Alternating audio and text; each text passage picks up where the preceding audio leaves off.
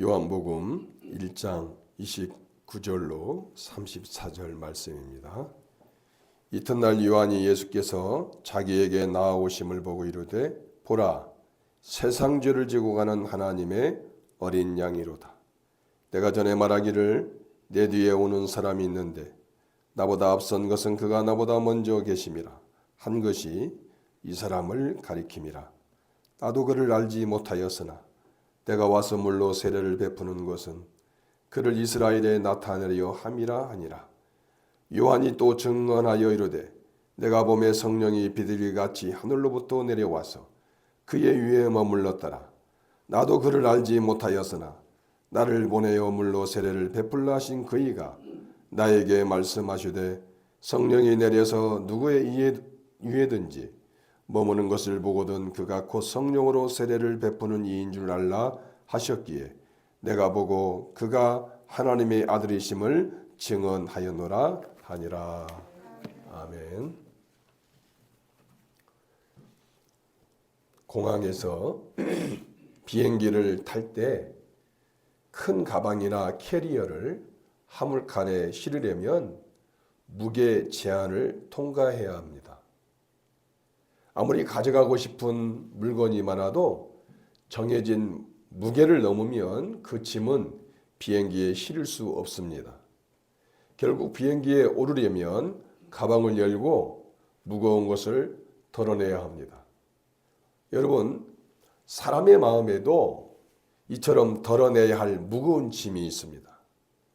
정해진 무게를 넘으면 비행기에 탑승할 수 없듯이 이 짐을 진 채로는 결코 들어갈 수 없는 곳이 있습니다.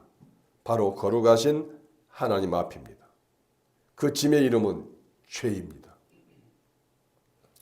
그런데 이 죄의 짐은 공항의 짐과 결정적으로 다릅니다.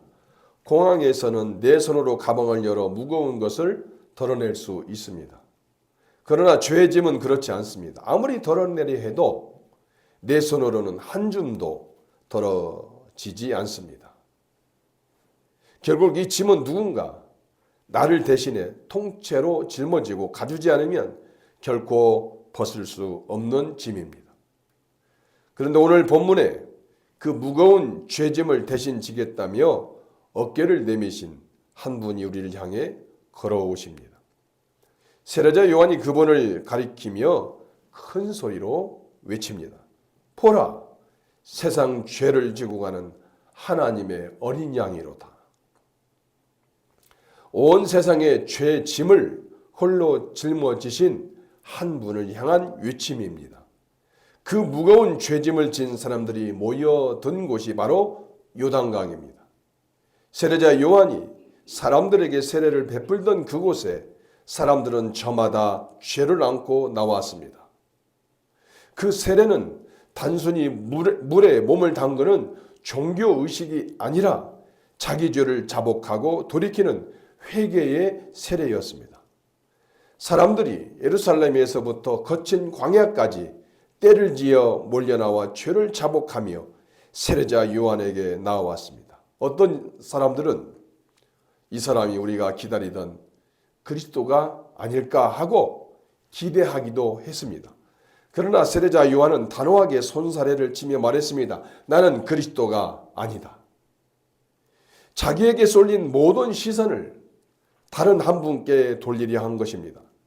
그렇다면 세례자 요한이 그토록 가리키려 한 그 한 분은 누구입니까?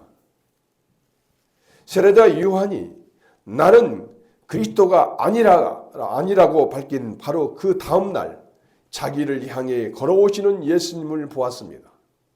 그 순간 세례자 요한은 입을 열어 보라 세상 죄를 지고 가는 하나님의 어린 양이로다 라고 외쳤습니다. 이 짧은 한마디에 기독교 복음 전체가 압축되어 있습니다. 세례자 요한의 외침은 보라 라는 강력한 선포로 시작됩니다. 그런데 이 보라라는 말은 당시 요단강가에 서 있던 유대인들에게만 한 말이 아닙니다. 오늘 이 자리에 앉은 우리를 향한 외침이기도 합니다. 무거운 죄짐을 진 채 힘겹게 살아가는 우리에게 세례자 요한은 손가락을 들어 저분을 보라고 외칩니다. 오늘 우리도 눈을 들어 세례자 요한이 손끝으로 가리키는 그분을 보아야 하는 것입니다. 그렇다면 그 손끝에 계시는 끝에는 누가 계십니까? 우리를 향해 걸어오시는 한 사람, 바로 예수님이십니다. 그런데 여기서 우리가 놓치지 말아야 할 장면이 있습니다. 세례자 요한은 사람들에게 자기를 보라고 하지 않았습니다. 수많은 무리가 자기를 따르고 있었습니다. 마음만 먹으면 시선을 자기에게로 끌어모을 수 있었습니다. 그러나 세례자 요한은 오히려 뒤로 물러섰습니다. 그리고 자기를 향한 눈길들을 한 분께로 돌리며 저기 우리를 향해 걸어오시는 분을 보라고 외쳤습니다. 왜 세례자 요한은 물러섰을까요? 오시는 그분이 자기와는 비교할 수 없을 만큼 크신 분임을 알았기 때문입니다. 캄캄한 밤에는 작은 등불 하나가 큰 일을 하죠. 사람들은 그 불빛에 의지해 어두운 길을 더듬어 갑니다. 등불은 밤새 제목을 다하죠. 그러나 아침에 해가 떠오르면 그 등불은 빛을 잃어버립니다. 누가 끄지 않아도 더 큰 빛 앞에서 스스로 빛을 거둡니다. 세례자 요한은 자기는 세상을 비추는 해가 아니라 잠시 밤을 밝히는 등불이라는 것을 알았습니다. 그래서 해가 떠오르자 스스로 한 걸음 물러나 길을 내주었습니다. 우리의 시선을 자기에게서 거두어 예수님께로 옮겨놓은 것이죠. 자, 그렇다면 세례자 요한이 그토록 우리에게 보라고 한 그분은 과연 어떤 분이십니까? 본문 29절을 보십시오. 본문 29절은 예수께서 자기에게 나아오심을 보고라고 말씀합니다. 여기서 놓치지 말아야 할 사실이 있습니다. 예수님께서 먼저 다가오셨다는 것입니다. 세례자 요한이 예수님을 찾아간 것이 아닙니다. 예수님께서 죄인들이 모여있는 요단강가로 세례자 요한을 향해 걸어오셨다는 것입니다. 세례자 요한은 서 있었고 걸음을 옮기신 분은 예수님이셨습니다. 만남의 첫 걸음을 먼저 떼신 분이 예수님이라는 것을 성경은 분명히 하고 있습니다. 생각해보면 우리 신앙의 시작도 동일합니다. 우리가 예수님을 먼저 찾은 것 같지만 사실은 예수님께서 먼저 우리를 찾으셨습니다. 우리가 처음 예배당 문을 열고 들어서던 날 떠올려 보십시오. 큰맘 먹고 내가 발을 뗀 것 같지만 닫혀있던 그 마음을 그날따라 움직이신 분은 예수님이셨습니다. 답답한 일로 가슴을 치며 기도할 수밖에 없었던 그 밤, 돌아보면 그 기도를 듣고 계셨을 뿐만 아니라 그 기도할 마음조차 우리 안에 넣으신 분이 계셨습니다. 우리가 하나님을 향해 한 걸음 떼기 훨씬 전부터 예수님은 이미 우리를 향해 오고 계셨습니다. 세례자 요한이 목격한 것이 바로 그 은혜의 발걸음이었습니다. 그렇다면 예수님께서 먼저 다가오셨다는 것이 왜 그토록 놀라운 일입니까? 그 답은 다가오신 예수님이 본래 어떤 분이신지에 숨겨져 있습니다. 세례자 요한은 전에 예수님을 두고 이런 말을 한 적이 있습니다. 30절인데요. 내 뒤에 오는 사람이 있는데 나보다 앞선 것은 그가 나보다 먼저 계심이라. 여러분, 이 말을 조금만 더 생각해 보면 앞뒤 말이 맞지 않다는 것을 알 수 있습니다. 왜냐하면 세례자 요한은 예수님보다 6달 먼저 태어났기 때문입니다. 예수님은 세례자 요한보다 시간상 뒤에 오신 분입니다. 그런데 세례자 요한은 도리어 예수님께서 자기보다 먼저 계셨다고 말하고 있습니다. 어떻게 나중에 태어난 분이 먼저 계실 수 있습니까?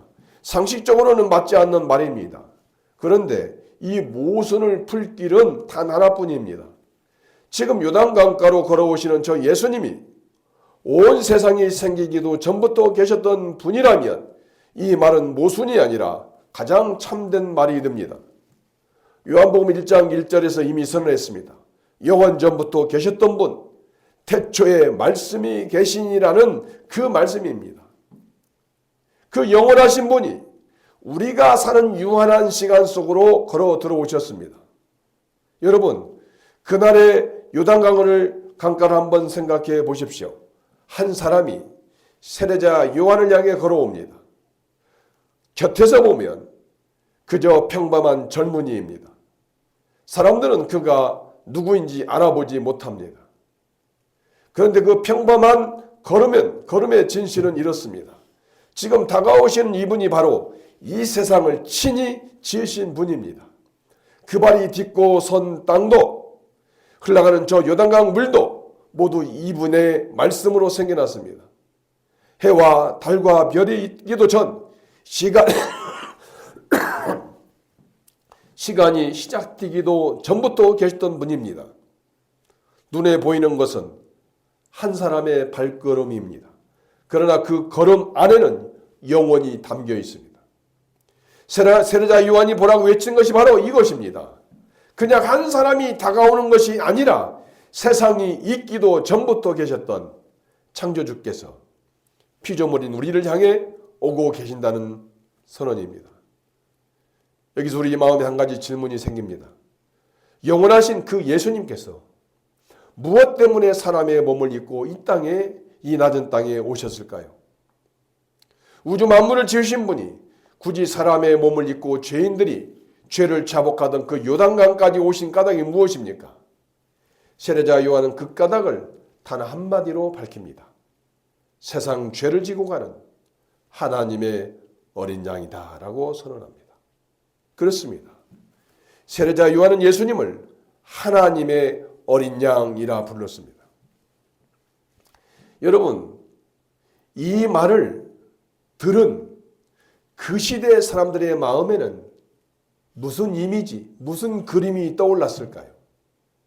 하나님의 어린 양이다 라는 말을 들었을 때 당시 유대인들은 무슨 이미지가 떠올랐을까요? 구약 성경을 잘 알던 당시 유대인들에게 하나님의 어린 양이라는 말에는 세 가지 그림이 떠올랐을 것입니다. 첫 번째는 피 묻은 유월절 어린 양이 떠올랐을 것입니다. 이스라엘 백성이 애굽에서 종살이하던 시절 하나님은 그들을 건져내시려고 애굽 땅에서 10가지 재앙을 내리셨습니다. 마지막 장자의 재앙이 내리는 그날 밤 하나님은 각각의 집마다 어린 양을 잡아 그 피를 집 문설주에 바르라고 하셨습니다. 죽음의 사자가 애굽 온 땅을 지나가던 그 밤 문설주에 피가 발린 집은 죽음이 넘어갔습니다. 어린 양이 대신 죽었기에 그 집 식구들이 살았습니다. 유대인이라면 누구나 이 이야기를 가슴 깊이 품고 살았습니다. 해마다 6월절이 오면 그 구원의 밤을 다시 기억했습니다. 그러니 어린 양이라는 말을 들었을 때 그들의 마음에는 그 문설주의 붉은 피가 떠올랐을 것입니다. 6월절의 피가 한 해에 한 번 흐르는 피였다면 두 번째로 떠오른 것은 성전에서 날마다 흐르던 제사의 피가 떠올랐을 것입니다. 당시 예루살렘 성전에서는 여러 제사가 드려졌습니다. 그 중에는 죄 지은 사람을 대신해 흠없는 어린 양이 피를 흘리는 제사가 있었습니다. 어린 양이 제단 위에서 피를 쏟을 때 그 곁에 선 사람은 저 피를 흘리는 자리에 본래 있어야 할 것은 어린 양이 아니라 바로 나였다라는 것을 뼈저리게 참여했을 것입니다. 사람들은 죄에는 반드시 죽음이 따른다는 것을 이러한 제사를 보며 자랐습니다. 그러나 동시에 누군가 대신 죽으면 내가 산다는 것 또한 익히 알고 있었습니다. 세 번째는 약 700년 전 이사야 선지자가 예언한 한 고난받는 종의 모습이 떠올랐을 것입니다. 이사야는 장차 오실 메시아를 도살장으로 끌려가는 어린 양에 빗대었습니다. 그 종은 자기 죄 때문이 아니라 우리의 죄 때문에 찔립니다. 우리의 허물을 대신 짊어집니다. 그런데 놀라운 것은 그 종이 죽음의 길로 끌려가면서도 입을 열지 않았다는 것입니다. 억울하다고 항변하지도 살려달라고 몸부림치지도 않았습니다. 도살장으로 끌려가는 어린 양이 잠잠하듯 그렇게 묵묵히 그 길을 갔습니다. 자기 죄도 아닌 남의 죄를 지고 한마디 변명도 없이 죽음의 자리로 그 종은 걸어간 것입니다. 그런데 가만히 보면 세 번째 그림은 앞에 둘과 무언가 다릅니다. 유월절 어린 양도 성전의 어린 양도 말 못하는 짐승이었습니다. 그러나 이사야가 본 어린 양은 짐승이 아니라 한 사람이었습니다. 남의 허물을 자기 몸에 지고 잠잠히 죽어가는 한 인격이었습니다. 그러나 다른 점만 있는 것이 아닙니다. 이 세 그림에는 그냥 지나칠 수 없는 공통점이 하나 있습니다. 무엇입니까? 모두 죽었다는 것입니다. 유월절 어린 양도 죽었고 날마다 드리는 성전 어린 양도 죽었고 이사야가 예언한 한 종도 죽었습니다. 결국 어린 양이라는 말은 처음부터 죽음을 품은 말이었습니다. 이 어린 양들은 모두 구약의 옛 이야기 속에 있었습니다. 애굽의 금암도, 성전의 제단도, 이사야가 예언한 한 정도, 다 지나간 일이거나 아직 오지 않은 일이었습니다. 그런데 세례자 요한이 보라고 외친 그 순간 그 어린 양과 죽음이 한 사람에게 모입니다. 옛 이야기 속에만 있던 그 어린 양이 이제 살아있는 한 사람이 되어 지금 눈앞에 요단강가를 걸어오고 있는 것입니다. 그러니 세례자 요한이 예수님을 어린 양이라 불렀을 때 그것은 예수님께서 죽으러 오셨다는 뜻입니다. 우리 죄를 지적하고 심판하러 오신 것이 아니라 그 무거운 짐을 자기 어깨에 짊어지고 죽으러 오신 것입니다. 그러나 그 죽음은 헛된 죽음이 아니었습니다. 예수님께서 죽으심으로 이루시는 일이 있었습니다. 세례자 요한은 그것을 지고 가는 이라는 이 한마디에 담았습니다. 여러분 본문 29절에 지고 가는으로 번역된 헬라 아이로는 그저 짐을 등에 짊어진다는 단순한 의미가 아니라 그 무거운 짐을 들어 올려 저 멀리 옮겨 없애버린다는 뜻입니다. 한 단어 안에 이 아이로 동사 한 단어 안에 짊어지다와 없애버리다는 뜻이 함께 들어있습니다. 예수님은 우리 죄를 짊어지는 것으로 그치지 않고 그 죄를 아예 흔적도 없이 치워 없애버린다는 것입니다. 여러분, 죄를 덮는 것과 없애는 것은 본질적으로 다릅니다. 우리는 흔히 죄를 덮어두려 합니다. 방 안에 먼지를 천으로 덮어두면 당장 눈에는 보이지 않을 뿐 먼지는 그대로 남아 있습니다. 그러나 천을 걷으면 다시 먼지가 드러납니다. 우리가 죄를 잊으려 애쓰고 더 나은 모습으로 가려보려 해도 그것은 먼지 위에 또 다른 천을 덮는 일일 뿐입니다. 그러나 하나님의 어린 양은 그 죄를 그저 눈가림으로 덮어두지 않습니다. 그 죄를 자기 몸에 짊어지고 우리에게서 멀리 떠나가십니다. 그런데 그 죄짐을 지신 어린 양은 아무 데나 내려놓고 가뿐히 돌아올 수 없습니다. 죄는 먼지와 다르기 때문입니다. 먼지야 쓸어 나가 버리면 그만이지만 죄는 반드시 죽음이라는 값이 따릅니다. 그래서 우리 죄를 짊어진 예수님은 그 죄의 값을 치르셔야만 합니다. 예수님은 십자가 위에서 마침내 그 값을 치르셨습니다. 무엇으로 치르셨습니까? 바로 자기 목숨으로 치르셨습니다. 본래 우리가 받아야 할 형벌을 예수님께서 대신 받으셨고 그 값을 목숨으로 치르셨습니다. 우리가 죽어야 할 그 자리에 어린 양이 대신 서신 것입니다. 그러니 우리 죄는 슬그머니 가려진 것이 아닙니다. 시간이 지나 잊혀진 것도 아닙니다. 예수님의 죽음으로 그 값이 남김없이 다 치러진 것입니다. 그래서 그 죄는 다시 우리를 정죄하지 못합니다. 그리고 세례자 요한은 이 죄를 세상 죄라고 했습니다. 한 사람의 죄도 이스라엘만의 죄도 아닌 온 세상의 죄라는 것입니다. 어린 양이 흘린 피는 한 민족의 울타리를 훌쩍 뛰어넘습니다. 유대인이든 이방인이든 어느 나라 어느 족속이든 이 어린 양 앞으로 나오는 사람에게 차별 없이 그 은혜가 미친다는 것입니다.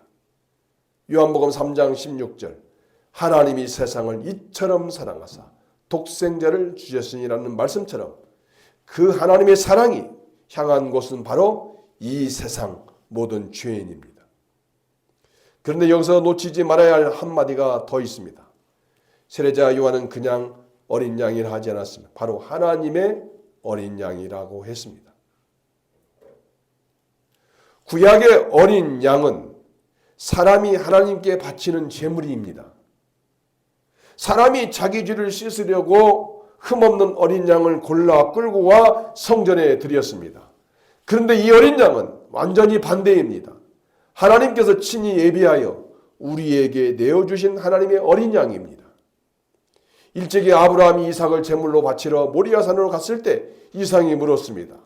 번제할 어린 양은 어디 있나이까? 아브라함이 대답합니다. 하나님이 자기를 위하여 친히 준비하시리라. 그 믿음의 말이 수천 년을 지나 지금 요단강가에서 이루어지는 것입니다. 죄를 짊어질 그 어린 양을 사람이 마련한 것이 아니라 하나님께서 친히 준비하셨습니다. 그러니 우리가 우리 죄를 어찌하지 못해 절망 속에서 발을 동동 구르고 있을 때 하나님께서 먼저 그 해결책을 마련하셨다는 것입니다. 우리 손으로 끌고 갈 재물이 없어 가슴을 치며 절망하는 그 자리에 하나님께서 친히 어린 양을 내어주셨습니다. 그러니 한번 생각해 보십시오. 우리의 마음을 무겁게 누르는 죄. 아무리 애써도 스스로 벗을 수 없는 무거운 짐은 누가 억지로 우리 등에 얹어 놓은 것이 아닙니다. 우리가 하나님께 등을 돌리며 스스로 짊어진 짐입니다. 그래서 더 벗기 어렵습니다. 짐을 지운 장본인이 바로 나 자신이기 때문입니다. 더 좋은 사람이 되어서, 더 열심히 살아서 그 추악한 무게를 가려보려 해도 내가 나를 어찌하지 못하는 한 그 짐은 그대로입니다. 그러나 우리에게 길이 없는 것은 아닙니다. 우리 힘으로는 조금도 치울 수 없는 그 짐을 들어 올릴 수 있는 단 한 분이 계십니다. 오직 예수님만이 그 모든 죄짐을 들어 올려 자기의 목숨으로 그 값을 치를 수 있습니다.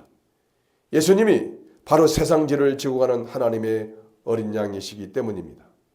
그렇다면 세례자 요한은 이 놀라운 사실을 어떻게 알았을까요? 본문 한번 보십시오. 본문 31절, 33절에서 세례자 요한은 나도 그를 알지 못하였으나 라고 같은 말을 두 번이나 반복합니다. 사실 세례자 요한과 예수님은 친척이었습니다. 누가복음 1장 36절을 보면 세례자 요한의 어머니 엘리사벳과 예수님의 어머니 마리아는 아주 가까운 친족이었습니다. 그러니 세례자 요한이 예수님의 존재를 전혀 몰랐다고 보기는 어렵습니다. 적어도 친척 가운데 이런 사람이 있다는 것쯤은 알고 있었을 것입니다. 그런데도 세례자 요한은 단호하게 나도 그를 알지 못하였다라고 말합니다. 무슨 뜻입니까? 친척 가운데 이런 사람이 있다는 것은 알았지만 그가 어떠한 분이신지는 몰랐다는 말입니다.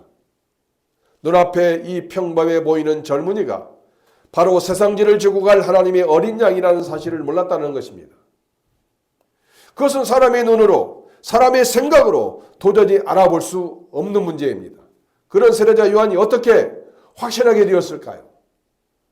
그 비밀은 하나님께서 준비하신 한 가지 표적에 있습니다. 하나님께서 그 표적을 세례자 요한에게 미리 알려주셨습니다. 물로 세례를 줄 때 성령이 비둘기처럼 내려와 한 사람 위에 머무는 것을 보거든 그가 바로 성령으로 세례를 주실 분인 줄을 알라고 하셨습니다. 본래 성령님은 눈에 보이지 않습니다. 그런데 하나님은 그 보이지 않는 성령님을 비둘기 같은 모습으로 보여주셨습니다. 세례자 요한은 그것을 자기 눈으로 똑똑히 목격했습니다. 그런데 세례자 요한이 본 그 장면은 그냥 지나칠 수 없는 한마디가 숨어 있습니다. 바로 32절에 성령이 머물렀다는 표현입니다. 머물렀다. 잠깐 스쳐 지나간 것이 아닙니다. 성령님이 내려와 예수님 위에 자리를 잡고 계속 머무셨다는 것입니다. 구약시대에는 성령님이 어떤 일을 위해 사람에게 잠시 임하셨다가 그 일이 끝나면 떠나셨습니다. 사사에게도 왕에게도 선지자에게도 성령님은 특정한 일을 맡기시고는 다시 떠나가셨습니다. 그러나 예수님께는 성령님이 내려와 떠나지 않고 그대로 머무셨습니다. 성령님이 떠나지 않고 머문다는 것은 이분이 하나님의 영을 잠시 빌려 쓰는 종이 아니라 본래 하나님과 끊어질 수 없는 분이심을 드러내는 표현입니다. 그런데 여기 한 가지 더 깊은 물음이 생깁니다. 평생 한 분 하나님 유일신을 믿어온 세례자 요한이 어떻게 눈앞에 이 사람을 두고 하나님의 아들이라 당당하게 유칠 수 있었을까요? 이것은 세례자 요한이 골똘히 생각해서 내린 결론이 아닙니다. 사람의 머리로는 결코 닿을 수 없는 영역의 고백입니다. 본문 33절을 보십시오. 세례자 요한은 나도 그를 알지 못하였으나 나를 보내어 물로 세례를 베풀라 하신 그이가 나에게 말씀하시되 성령이 내려서 누구 위에든지 머무는 것을 보거든 그가 곧 성령으로 세례를 베푸는 이인 줄 알라 하셨기에 라고 상세하게 말합니다. 비둘기 표적도 그 표적이 가리키는 분이 누구신지도 전부 하나님께서 미리 알려주신 것이었습니다.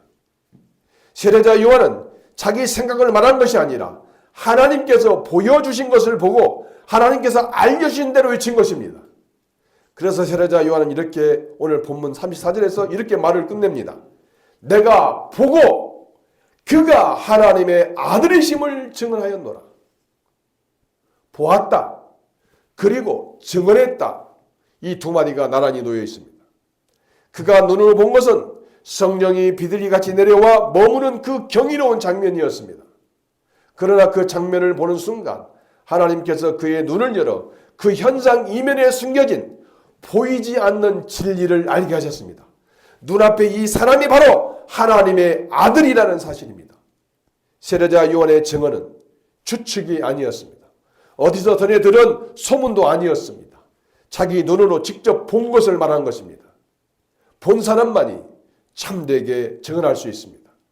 그러니 세례자 요한의 증언은 단순히 신기한 한 장면을 전한 것이 아닙니다. 하나님께서 알게 하신 그 예수님을 자신의 손가락을 들어 가리킨 것입니다. 여기에 우리를 위한 큰 위로가 있습니다. 우리는 종종 이렇게 생각합니다. 나는 아는 것이 적고 성경을 잘 몰라서 누구에게 예수님을 전할 자신이 없고 말주변이 없어서 입을 떼기가 두렵다라고 말합니다. 그러나 요한이 전한 것은 대단한 지식이 아니었습니다. 자기가 눈으로 본 것이었습니다. 성령이 예수님 위에 머무는 것을 보았다는 것 그 하나였습니다. 증언은 박식한 사람의 일이 아니라 본 사람의 일입니다. 그리고 본다는 것은 세례자 요한이 잘나서가 아니라 하나님께서 그의 눈을 열어주셨기에 가능했습니다. 우리도 그렇습니다. 우리가 만난 예수님, 우리의 무거운 짐을 벗겨주신 그 어린 양, 우리의 삶에 부어진 그 은혜를 그저 있는 그대로 말하면 됩니다. 화려한 언변이 없어도 됩니다. 신학을 깊이 배우지 않아도 됩니다. 우리가 예수님이 어떤 분이신지를 알아본 것 또한 하나님께서 우리 눈을 은혜로 열어주셨기 때문에 가능한 것입니다. 내가 본 것을 솔직하게 말하는 것, 그것이 진정한 증언입니다. 세례자 요한이 손가락을 들어 예수님을 가리켰던 것처럼 우리도 우리가 만난 예수님을 세상을 향해 가리키면 됩니다. 서두에서 겨울에 올릴 수도 어디에 붙일 수도 없는 짐을 이야기했습니다. 그 짐의 이름은 죄였습니다. 우리 힘으로는 덮을 수도 잊을 수도 벗을 수도 없던 그 짐입니다.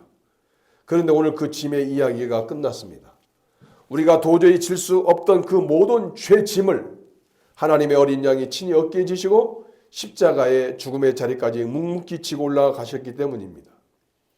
성도 여러분, 오늘 아침까지도 여러분의 마음을 짓누르던 그 잘못, 아무에게도 말하지 못한 그 부끄러움, 다시는 돌이킬 수 없다고 여겼던 그 일, 그 모든 죄의 값을 예수님께서 단번에 다 치르셨습니다. 그래서 이제 그 죄는 하나님 앞에서 더 이상 여러분을 고발하지 못합니다. 예수 그리스도 안에서 끝난 일이기 때문입니다. 이것이 우리를 살리는 복음입니다. 그러니 오늘 우리가 할 일은 오직 하나뿐입니다. 요단강가의 사람들이 자기 죄를 자복하며 나왔던 것처럼 우리도 하나님께 등 돌렸던 그 자리에서 돌아서서 하나님의 어린 양 앞으로 나아가는 것입니다. 이 어린 양은 내가 마련한 재물이 아닙니다. 하나님께서 친히 마련하신 재물입니다. 내가 거기에 보탤 것은 아무것도 없습니다. 더 착하게 살아서 더 많이 봉사해서 그 빚을 갚겠다는 생각은 이제 내려놓으십시오. 그저 내 죄짐을 온전히 맡기는 것, 바로 그것을 믿음이라고 하는 것입니다. 짐을 벗은 사람은 가만히 있을 수 없습니다. 등이 가벼워진 사람은 그 기쁨을 숨기지 못합니다. 우리 곁에는 여전히 무거운 인생의 짐을 진 채 어디에 내려놓아야 할지 모르는 사람들이 많습니다. 늘 만나는 가족 가운데 있을 수 있고 일터의 동료 가운데 있을 수 있습니다. 그들에게 우리가 들려줄 유일한 소식이 있습니다. 당신의 짐을 대신 지실 분이 계신다는 소식입니다. 우리에게 그 어린 양을 보여주신 하나님께서 그들의 눈도 반드시 열어주실 것입니다. 그러니 우리가 본 그 어린 양을 우리도 손가락으로 들어 가리켜야 하는 것입니다. 여러분, 그 어린 양은 오늘 우리를 향해 걸어오십니다. 세상 죄를 지고 가시는 하나님의 어린 양, 살아계신 하나님의 아들 예수 그리스도이십니다. 그 어린 양을 바라보며 우리의 짐을 내려놓고 그 어린 양을 가리키며 살아가는 성도님들이 다 되시기를 주님의 이름으로 축복합니다. 기도합니다.